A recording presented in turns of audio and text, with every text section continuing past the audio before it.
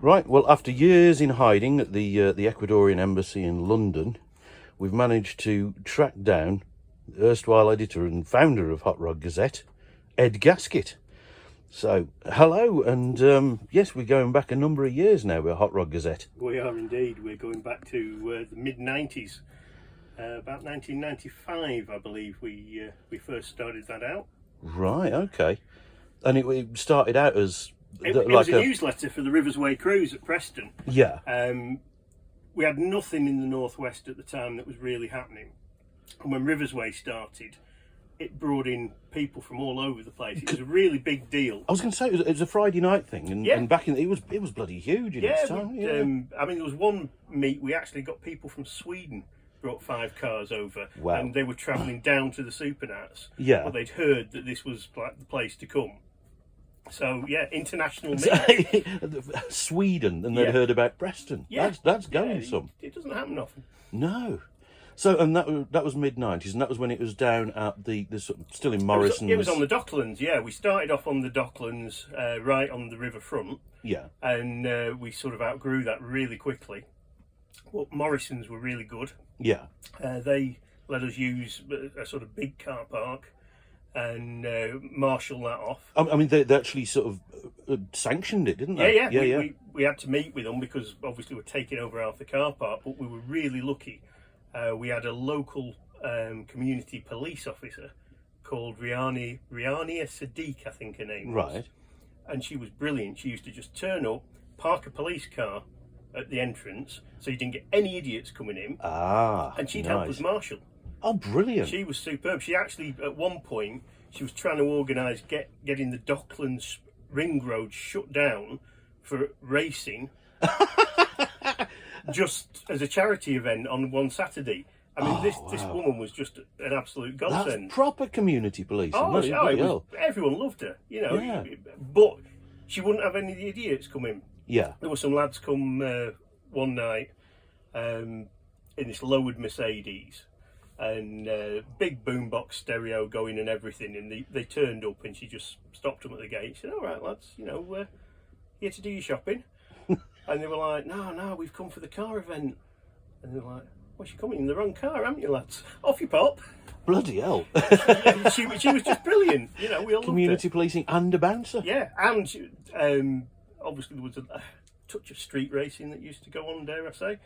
I've heard the rumours. Yeah, and she basically managed to suppress the police interest, shall we say. Right. And there was one evening when some coppers had turned up to have a chat with me about a car that had gone over, which, as it happened, was nothing to do with us whatsoever. This was way after the cruise had finished at 3 o'clock in the morning. Right. And they asked me all about it, and it was like, no, promise you, nothing to do with us. This is like a Vauxhall Nova that had gone over back in the day. And they just said, well, you know, we do give you a bit of a leeway. I said, well, you know, we are very grateful for that. And the copper just said, you know, at the station, every last Friday of the month is known as unofficial American race night. So we were pretty blessed. We were pretty blessed, really, back then. I don't think it happened in this No, it's the sort of thing you'd not get away with or without police help these days, I think. No. And we set fire to an industrial estate as well. Easy done. Smack Smith. We used to have the fuel altered. Yeah. Again, just a word-of-mouth event that went round. Brought it down to the Docklands, had it fired up in the car park. You know, Smack Smith, always a showman, big spectacle. And it was like, oh, let's go somewhere and like, get it up for real. And we just all went to this little Docklands industrial estate. They poured fuel down the road, set light to it, and he was just doing flame burnouts right through the middle of it all. On what time of night was this? Oh, about 9 o'clock. You know, you just couldn't do it nowadays. You just couldn't do it. Oh, and that's what's the interest in that cruise then spawned the Gazette. Oh, yeah. Well, when it all started out, what started as a small, I think there was a dozen cars at the first meeting. Yeah. Pete Whiteside was the guy who got the first meeting together with an advert in Custom Car and Street Machine magazines. And like I said, there was probably a dozen cars at the first one. Word got round, and it just grew very, very quickly. And within 12 months of the cruise, we were having people coming from all over. So we said, we need to keep everyone in touch with what's going on. And this was before internet and Oh all yeah, that this type is way of course. predates the internet.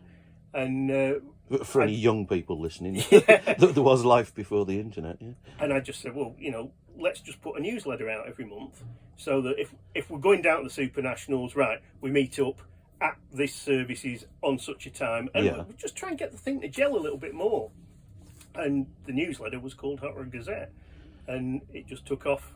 And I mean, it was sort of typed out and photocopied, and oh, absolutely, it was done on my works photocopier when no one was looking. It was when it started growing a bit, and we had to print it ourselves again, photocopy it ourselves, and it was always a standing joke that the ink would just come off in your fingers. You basically you got one read at a Hot Rod Gazette, and then you just had a blank piece of paper. It was like a top secret thing. It was, yeah. This will destroy itself after you read it. Yeah, Tom Cruise was auditioning for the part, I believe. But yeah, we used to get the guys would come round on a Wednesday night, and we'd just have all these sheets of paper down the dining room table, and people would just walk around, pick one up, pick one up at the end, staple, and we were just going around like a conveyor belt, and that was how we did it up until the end. Oh, bloody hell. So the team of volunteers come around, drink your tea, and absolutely, assemble the Gazette. Because that's it. And it was A3 as well, wasn't it? Yeah, it was colour at one point. Yeah. We actually managed to get it into colour, but yeah, it was never designed to be a full-scale magazine. It was only supposed to be just a newsletter. And it was kind of a northern thing, but yeah, very much so. And that's where it all started. Well, to either gel or unravel, depending on how you want to look at it. But we all got together, and you'd have people coming over from Leeds, Hull, all the way to Preston, and just keeping them in touch with the thing. You were then sort of like, oh, well, they'd send in, oh, these are some progress reports of what we're doing. Yeah. Or this is a show we're doing. And you put it in the newsletter, which then became a magazine, and it grew and grew. But of course, they're not going to come from Hull every month. Yeah. So, oh, could you post it to us? Yeah, we can. So then it all started to get a bit like, well... hard work then, yeah. Because they were free originally. Right, we used to just give them away. Well, then when you've got to post them out, it's like, well, we've got to cover the cost of the postage, and suddenly it's like, yeah, we're not just nicking a few bits of paper from work, we're now buying reams and reams and reams of paper, and that's when it started off. It was £1 a copy, and it went from there. Yeah. So it wasn't long then, because the Hot Rod Gazette kind of spawned what was then the Northern Streetcar Challenge as well. That's right, yeah. We again, as one of our sort of keeping everyone together, we came to where we are today, Melbourne, which was then York Raceway, and the place was dead. Yeah. I mean, it was like a ghost town, and we were all sort of, personally, I grew up with this place in the mid-80s, and back in the days when Dave Grady was running the Super Gas Circus, it was really busy, and it was just like, what's happened here? And it was like, you know what, we have to do something to try and get the interest back in the place. So we set up the Northern Streetcar Challenge. Yeah. And we didn't really know what or how to do it to start with. So we just said, look, we're going to have 2 events at York Raceway. You come along and we'll see who's got the quickest car, and we'll add the two weekends together, and whoever's will get a trophy. Right. And Keith Freeman, who runs with the Supercharged Outlaws, he handmade a billet aluminium blower trophy. Bloody hell. For the very first one. And a chap called Martin Clulow. Yeah, who's from down my neck, the Stokeway. That's right, yeah. He won it with a white Vauxhall Ventura with a Rover V8. Yes, I remember it well. Yeah, and that was the start of it. And then the year after that, we thought, well, that went well. We can do something better here. So it then became a sort of Preston versus Leeds cruise deal. And it was like, right, we're going to do all these meetings at York Raceway, but you can score points by going to the cruise at either cruise. Yes. So it got to this rivalry. You had people like Dave Bilodeau, Steve Neomantis, the War of the Roses sort of thing. Yeah. We got to this real sort of thing about who's got the quicker cars. And you pretty much, to prove a point, well, these are real streetcars, you used to make damn sure you went across to the cruise on the other side of the country. Oh, yeah, yeah. So and that's a lot of M62 just for an evening cruise, isn't it? But you'd get maybe 30 cars at a time going from one cruise to the other. It was good days. They were really that must have been like an event in itself, the ride over. Oh, it was. If you can just imagine being sat outside the pub on a summer's evening and you get sort of 20 B-bodied Pro Street Mopars all rolling in from Leeds. Yeah. Glorious. Absolutely glorious. Happy days. And yeah, because well, like I say, back then it was still the Northern Streetcar Challenge. It really caught on. So I remember when, because you'd print all the reports and everything in the Gazette, and the entry list was like, there were over 100 cars. Yeah, we did. At one point we had over 100 cars. There were a few occasions we were running on a 64-car ladder, which was hell on earth to organise at the track. But yeah, it had a lot of interest. And I think a lot of that was down to the fact that because it had grown not just in the north, but we suddenly got the interest of custom car and street machine. They stood, you know, it was suddenly like, oh, them guys have really got a bit of a scene going on up there. We need to cover it. Yeah, yeah. So Richie Nichols, Tim Bagley and Kev Elliott from the respective magazines, they gave us a lot of boost. You know, they gave us coverage in the magazine of the series, and obviously we had not just the race car coverage, but the going to the shows, getting the points for the cruises, and it generated a lot of interest. And of course, everyone has that. That's what brought me into it. Everyone has that want for 5 minutes of fame. They got a picture of the car at a racetrack in a magazine that they could sort of go around at, you know, work on a Tuesday and go, oh, look what's come through the post, that's me racing at the weekend. Yeah. And people loved it. You know, it was great. Absolutely. And yeah, because it was still, I'm like I say, it was a northern thing, but the Gazette itself, because it used to go to shows en masse. Yeah. It was like a massive travelling circus sort of thing. Yeah, very much. I mean, HRG became a club as like the most informal club because there weren't officially any members. There was nothing. Yeah. You know, but it was just a bunch of people.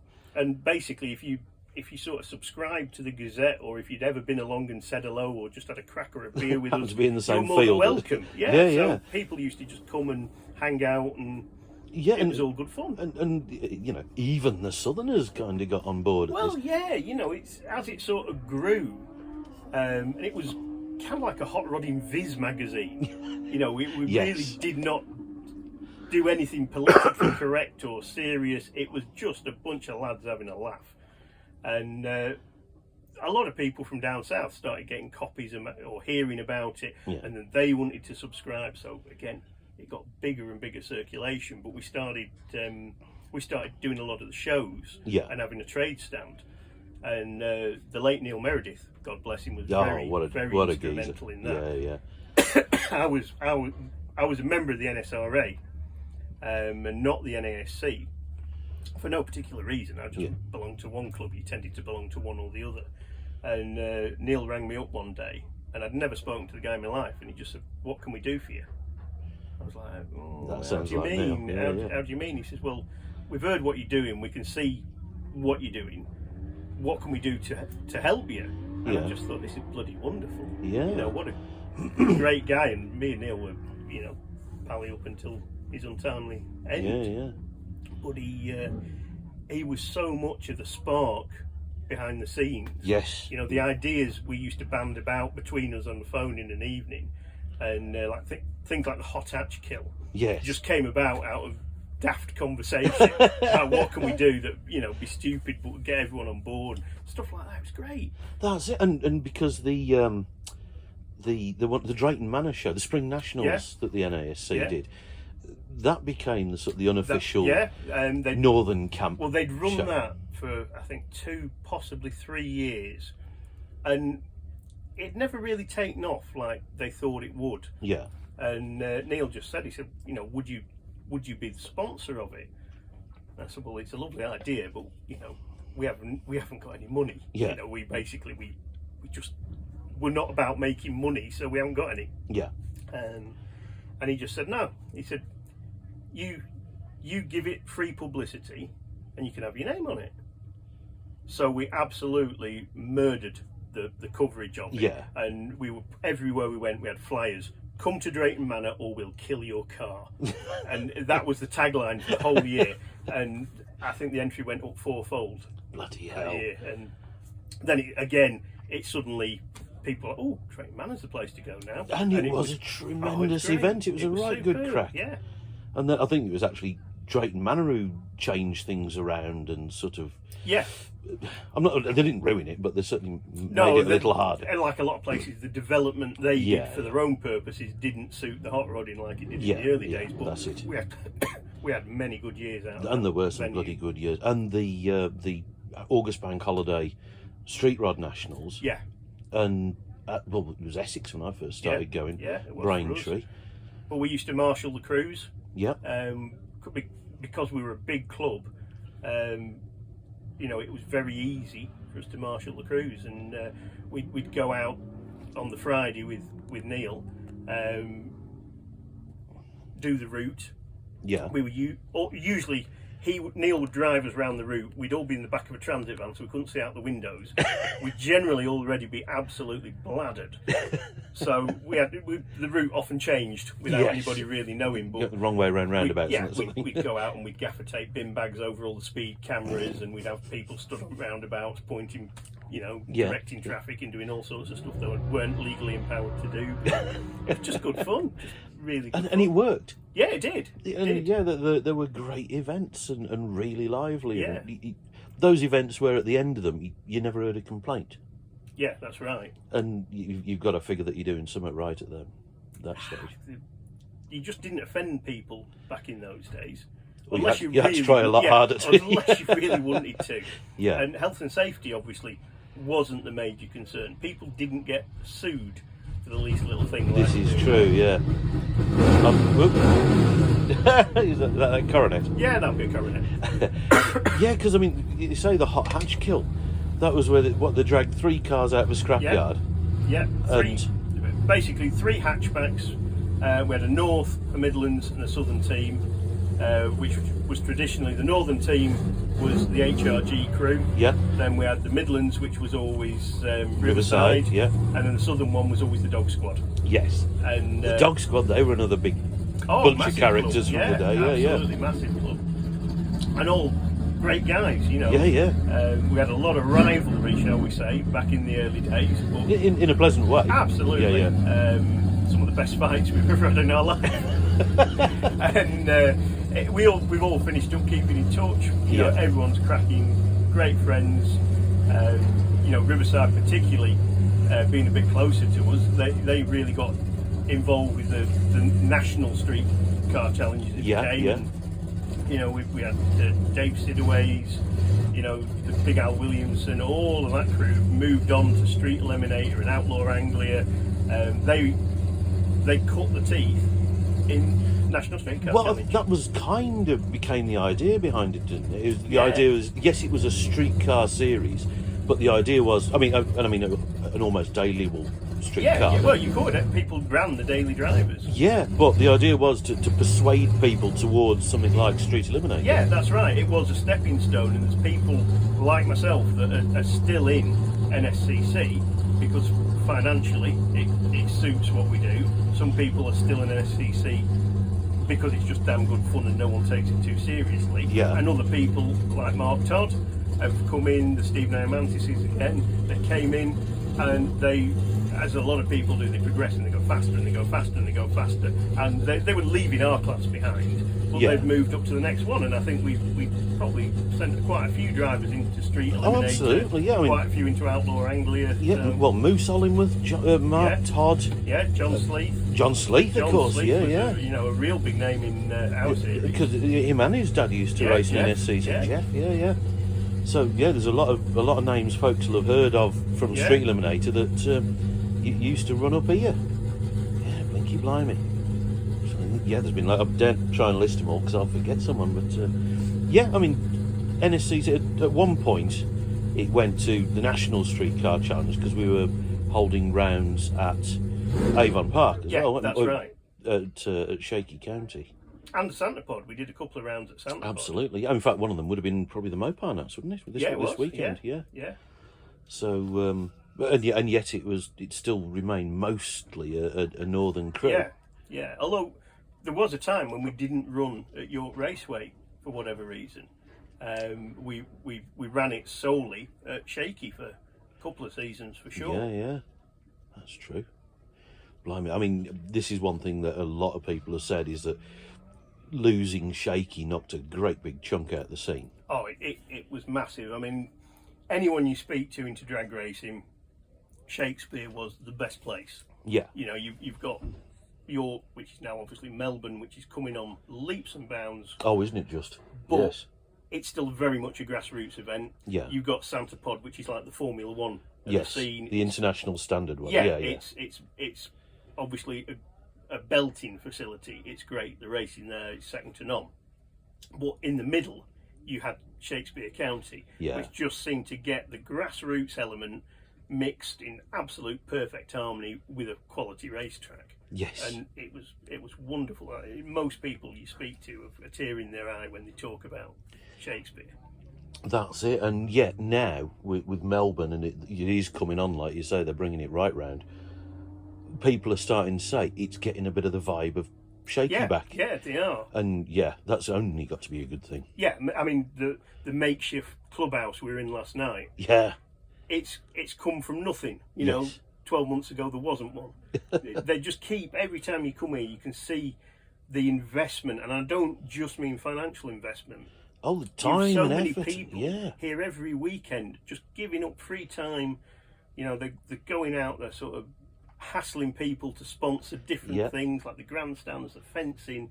There's people all the time, and I think you'd struggle to go around the pits and find anybody that hasn't put either time or money, or more likely both, into this track. And I think that's a lot of why the vibe is so good. Because everybody's kind of invested in it. Yeah, they are. Either literally or figuratively, yeah. And you got to love that. So once that gets back, and it seems that the numbers are coming back as well, because there were times when it was York where there was so few racers here. I think there's still a little stigma that carries over from York, that people haven't managed to detach York and Melbourne. They still think it's the same place, and it isn't. It's the same physical It's the same map reference, and that's about it. Yeah. But the place is totally different now. And I think there's a little bit of a stigma some people have about, it's only an 8th mile at the moment. Well, let me tell you, I was one of them. Yeah. I the very first time I went to Rockingham to cover the 8th mile no prep they did. Yeah. I just thought, 8th mile? No, that's not going to be a lot of fun. Oh my God, is it fun? Because you haven't got the beauty of, well, I've got this massive engine car, I know I can run him down at the top end. You've only got half that track to do with it. And it's won or it's lost on the start line a lot of the time. And it's frantic. Yeah. It's absolutely frantic. If you can't cut a good light, you're not going to do well on the 8th. Yeah. So even if you've got the biggest turbo in the world and you can pin people down over the quarter, it's a different ball game in the 8th.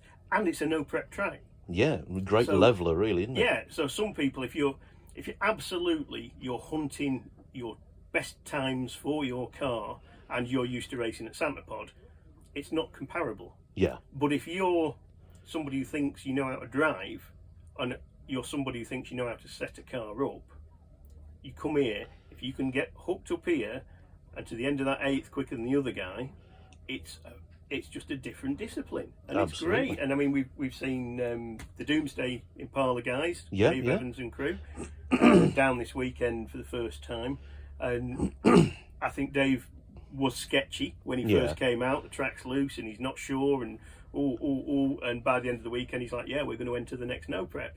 Brilliant. Like, I haven't got a handle on it yet, but it's driving, and it's like he said, I'm not used to driving lock to lock, trying to keep the thing straight, but it's a whole lot of fun. That's it. And well, Damien's it again, another street eliminator guy. Damien, who started here in is Red Victor 1 he had, wasn't it? Red Victor 1, Andy Frost's very first car, Damien, which he's now got back, I think. Has he? I think he has. Oh, I didn't I'm sure I don't know if it's 1 or 2, but anyway. Well, he definitely had 1.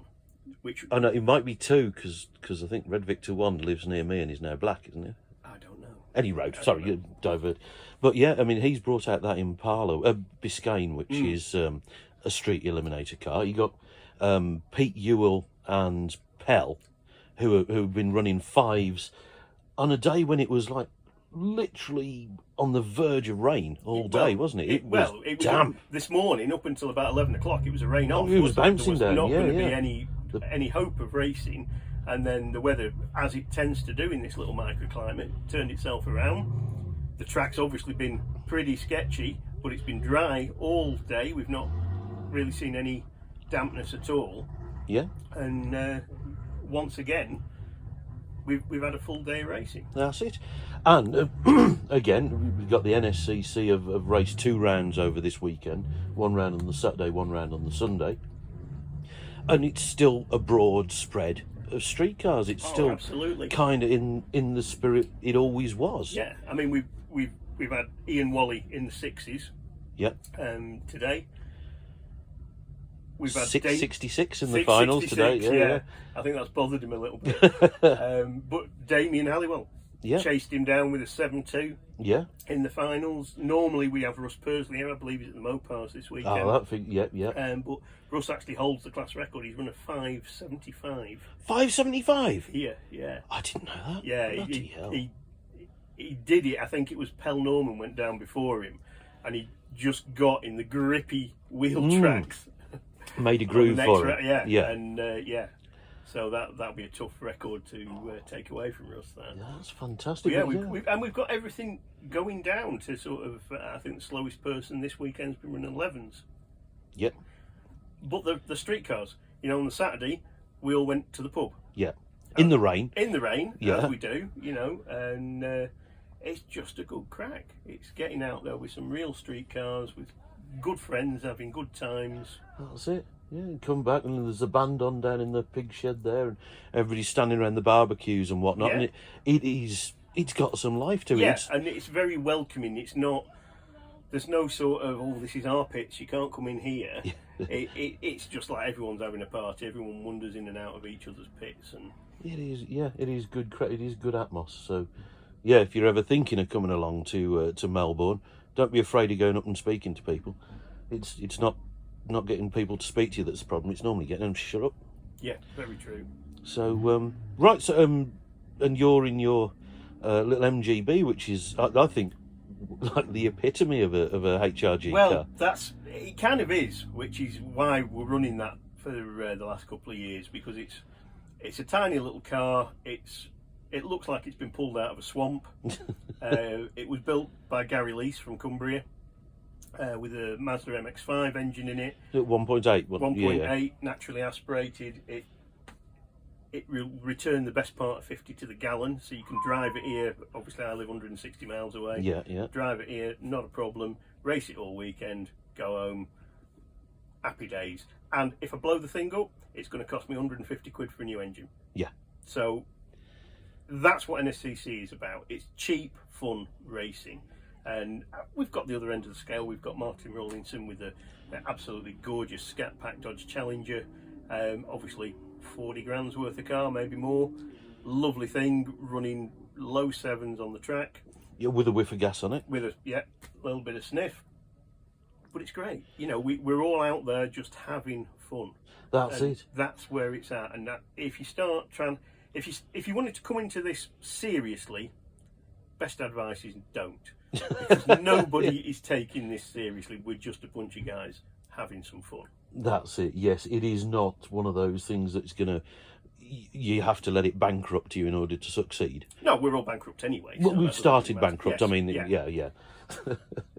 Fantastic. And so it's still going after all these years. And I was going to say, Preston Cruz eventually fell in, didn't it? Pretty much, yeah. There's still a few people go, but it's kind of died its day, as of a lot of cruises, a lot of venues. Since COVID, we lost so many shows which have never been resurrected. Oh, and there's a load of places, especially down our way, where cruises banned by a High Court injunction. And God. Leeds is another one. They're really struggling. Yes. That the Leeds cruise, which was always at the Burger King on the 621. Yeah. That got parking restrictions on it, so you couldn't park for more than 2 hours. So that became very iffy. Then there was a breakaway one, which I believe is Skelton Services. Now they cruise into Leeds city centre, but apparently they're now fighting injunctions to stop cruises into the town centre. And we're in the dark years of our sport. It's increasingly difficult. Because cars are now antisocial. Absolutely, cars are by the devil. Yeah. You need to be riding around on your electric bloody hoverboard or whatever they want you to ride these days. But we are in the last years, I think, where we can enjoy a hobby like this. So we need to do exactly that.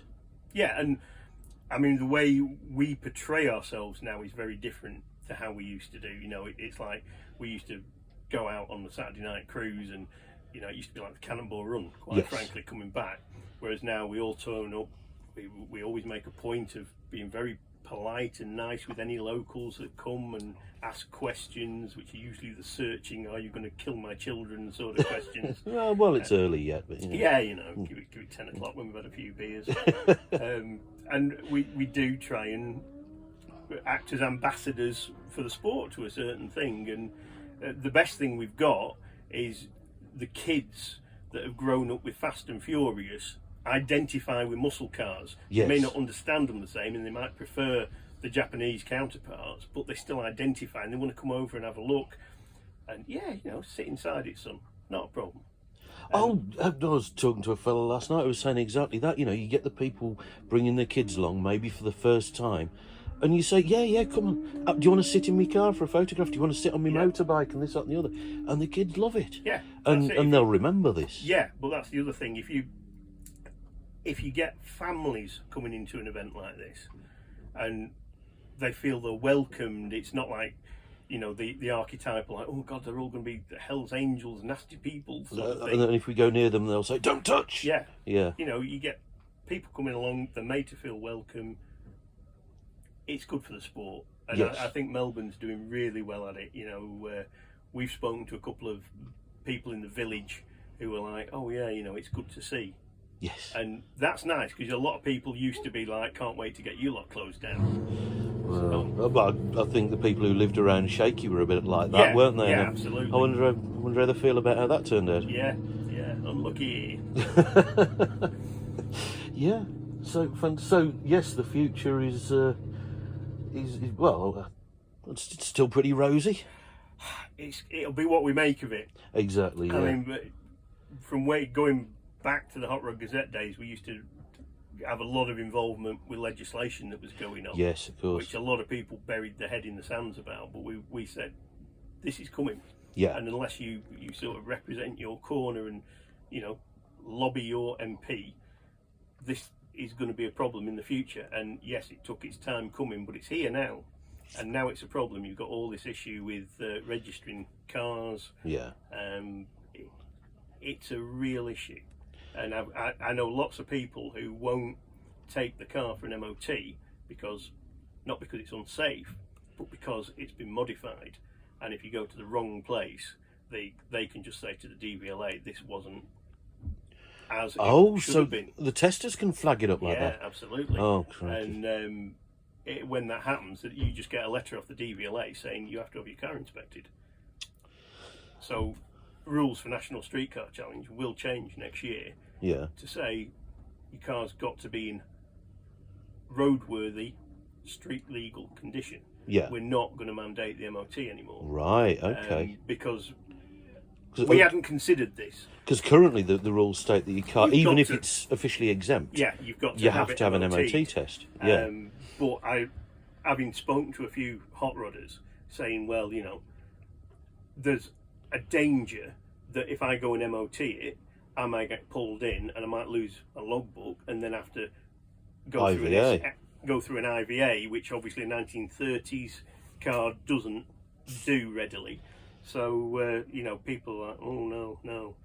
And you've got to think, we've got to move with the times too here. Yeah, if they want to start playing them games, then we're just going to have to relax our series a little bit to accommodate. Because I mean that was always a part of it. If your car's a street car, you'll have an MOT on it. But that was purely from a safety and engineering point of view, rather than from a legal and we used to get bureaucratic point of view. Yeah, we used to get people would turn up with a super gas car with a set of number plates. Oh, can I run in your series?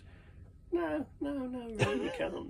No, it's got Lexan windows and it's clearly not got any wipers and it's not got any lights. So, but it's got number plates.